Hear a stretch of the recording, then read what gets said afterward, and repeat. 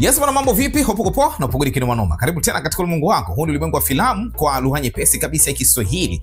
#nguvu tunasema movies in Kiswahili. Kuna hii movie ya mwaka 2025 inaitwa Straw ambayo ndani yupo mwanadada Taraji P Henson. Hii ni movie kutoka katika studio za Tyra Perry. Ni moja kati ya movie ambayo nimeangalia nikasema Taraji ameonyesha level kubwa sana ya uigizaji, kwa sababu ni moja kati ya filamu ambayo amebadilika katika kiwango kikubwa sana. Nataka nikupe story yake, nitakwambia nini ambacho nimekipenda zaidi kutoka katika movie. Baada ya kuwa tayari nimekupa story. Hii ni movie ambayo inamhusu mama ambaye ana mtoto wake wa kike, ambaye anasoma masuala ya science na ana project yake fulani ambayo ameitengeneza kwa ajili ya shule. Ni kama device fulani, japo hawakuonyesha kwamba ni kwa ajili ya kitu gani, ni project ya science. Sasa mama anaamka, anamwamsha mwanae, anaenda kumuogesha. Baada ya kuwa amemuogesha, wanatoka. Baada ya kutoka, anadaiwa kodi. Mama mwenye nyumba anamwambia anakudai kodi, lakini design kamwambia subiri nitakulipa, kwa sababu alikuwa anaishi maisha fulani ambayo sio mazuri. Wanaingia katika gari yenyewe ni kama Karina hivi, imechoka sana. Ana drive mpaka shule. Baada ya kufika shule anamwacha mtoto wake, anaingia. Mama anafanya kazi katika supermarket, ambapo supermarket yenyewe inaonekana kama vile imecorrupt, kwa sababu watu ni wengi, hawataki kadi, wanahitaji keshi. Ni kama vile uchumi katika hiyo supermarket kidogo umepungua. Baada ya kuwa tayari yuko ofisini, anapigiwa simu kwamba kuna tatizo shuleni kwa mtoto wake. Anachofanya ni kuomba nafasi ya kutoka kwa bosi wake. Bosi anamwambia nakupa dakika 30 tu. Ni kama vile alikuwa msumbufu sana, design ya kwamba hakuwa sawa ofisini. Mama ana drive mpaka shuleni. Kufika shuleni anakuta wanamwambia kwamba mtoto amekuja na njaa, lakini pia mtoto amekuja anaonekana mchafu sana. Unajua kwa wenzetu kuna taasisi ambazo ni kwa ajili ya kuangalia watoto. Kwa mfano, ukiwa unashindwa kumhudumia mtoto, ikifikia kiwango walimu akasema huyu mtoto kwao haangaliwi vizuri, kuna taasisi ambazo zinamchukua mtoto. Na hizo taasisi zikimchukua mtoto, kumpata ni shughuli kubwa sana. Baada ya kuwa mtoto wake anachukuliwa, mama analia sasa, anasema ya kwamba mwanangu anaumwa na tatizo la moyo, kwa hiyo hawezi kunywa dawa pasipo mimi, naombeni mtoto wangu. Kitu ambacho hakikuwezekana. Yeye inabidi sasa aondoke kwa ajili ya kupata hela, ili ahakikishe kwamba anapeleka hela ya chakula shuleni ili wamrudishie mtoto wake. Kabla hajafika ofisini, wakati yuko njiani anajaribu kuendesha kwa haraka, aka overtake vibaya. Mtu ambaye ameovertake ni polisi ambaye alikuwa na gari yake binafsi. Design kama mambo yakwenda vizuri, polisi akamind, akamgonga mshikaji fulani hivi ambaye wale wenye kisirani.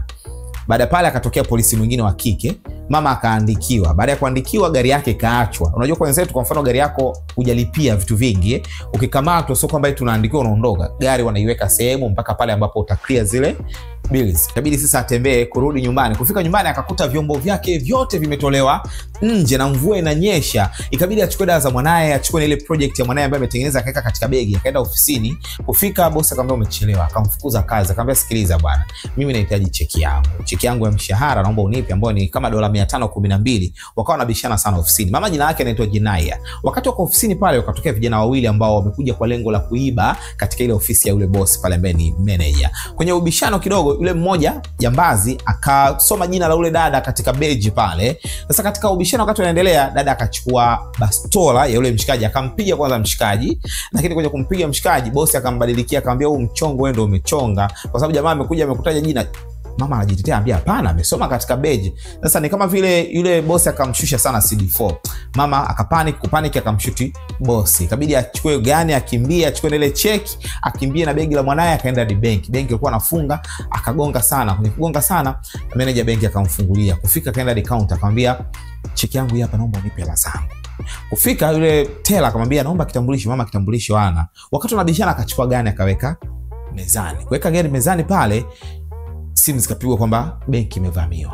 Lakini mama alikuwa hajaenda kuvamia, alikuwa ni kama vile amekuwa confused. Yeye anataka hela ya cheki yake ili aende kwa ajili ya kumsaidia mtoto wake.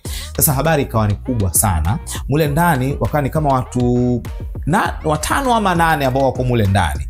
Wakati wanaendelea, nje vikosi vyote vya usalama vikafika, polisi, FBI nini, ndani kuna jambazi. Sasa ile device ambayo ameshika ya mtoto wake ipo katika begi ambalo ni transparent. Ile device ikawa inaonekana kama bomu, kumbe mtoto ni project ya shule ambayo ametengeneza. Sasa sio bomu. Sasa ikaonekana ni mama ambaye amevamia benki ana bomu. Sasa kuna dada mmoja ambaye ni mpelelezi, wakati ile story imeanza tokea ofisini, aliunganisha doti, akagundua huyu hapana, huyu kuna kitu hakipo sawa, sio jinsi ambavyo watu wanamfikiria. Kwa hiyo wakati unaendelea, yule dada akaichukua kesi, akaongea naye, akamwambia hapana, mimi nataka hela ya kwenye cheki yangu, sitaki hela nyingine, sijakuja kuvamia benki, mimi nimekuja nataka cheki yangu. mama alilia kwa uchungu sana. Moja kati ya movie ambayo ukiangalia utaenjoy sana. Sasa kuna kitu ambacho watu wengi hawajaelewa. Baadaye movie wakati inaisha, ukiangalia vizuri utagundua kwamba yule mama mtoto wake alikufa siku moja kabla. Kwa hiyo wakati movie imeanza, ameamka, amemwogesha mtoto, zile zilikuwa ni hallucination. Mtoto wake hakuwepo, mtoto wake alishafariki. Mtoto wake alikuwa anaumwa na alishafariki. Kwa hiyo aliamka akawa ana hallucinate kwamba amemchukua mtoto, amemwogesha, ametoka naye, wameingia katika gari, amempeleka shule. Ndio maana ukiangalia vizuri kwenye moment ambayo amefika shule, mwalimu akana mshangaa, vipi? Anaonekana anamwaga mtoto, hakuna mtoto. Kumbe mtoto wake alishafariki siku moja kabla. Na hata wakati yuko ofisini alipopigiwa simu akaenda shule, haikuwa ni simu ya shuleni, alipigiwa simu nyingine kabisa. Yeye akajua ameitwa shuleni. Kwa hiyo mpaka anaenda benki, anafanya yote, anaamini mtoto wake yupo hai. Baada ya kuwa tukio limeendelea, limezidi kuwa kubwa, vikosi vya usalama vikafika nyumbani kwa mama yake. Mama yake akapoa simu, akampigia, akaongea naye, akamwambia mwanao amekufa siku moja kabla. Ndio mama anarudisha akili, kumbe ni hallucination.